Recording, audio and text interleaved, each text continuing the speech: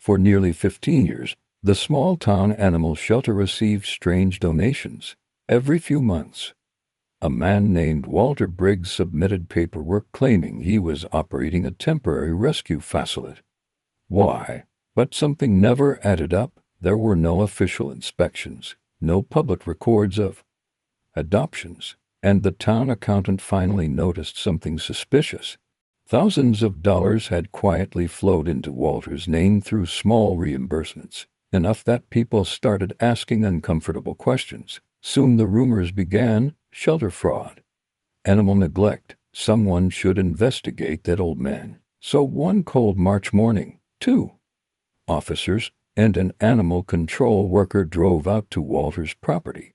It sat far beyond the town limits, an old farmhouse surrounded by acres of woods. The gate creaked open slowly, and the moment they stepped onto the land, they heard barking. Not one dog, not two, dozens. The officers exchanged worried looks. This could be bad, one whispered. They walked toward a large barn behind the house. The barking grew louder, but something felt strange. The dogs didn't sound frightened, they sounded happy. The barn doors opened, and what they saw inside stopped them cold. Rows of clean straw beds lined the wooden walls. Fresh water bowls set neatly beside each one.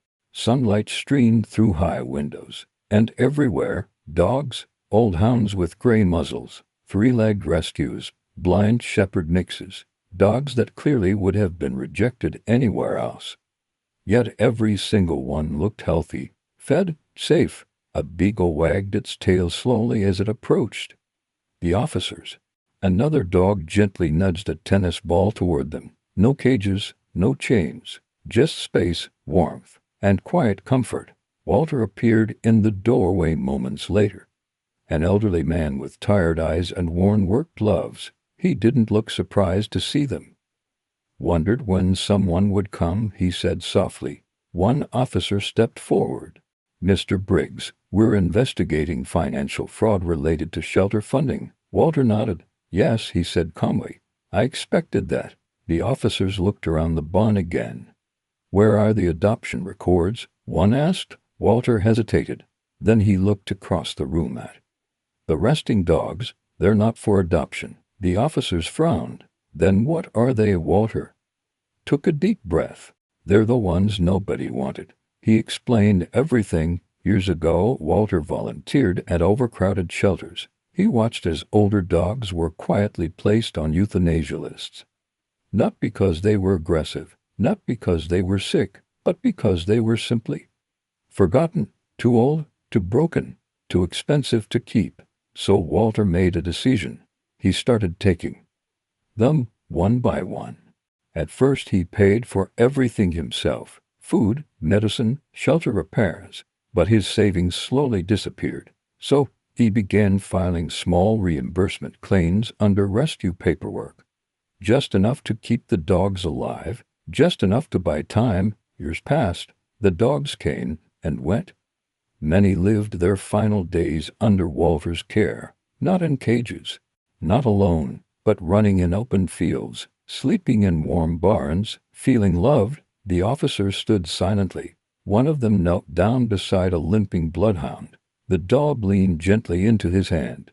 The animal control worker finally spoke. You saved them, she whispered. Walter shook his head.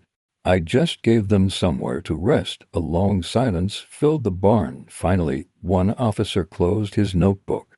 The paperwork still isn't legal, he admitted. Walter nodded. I know.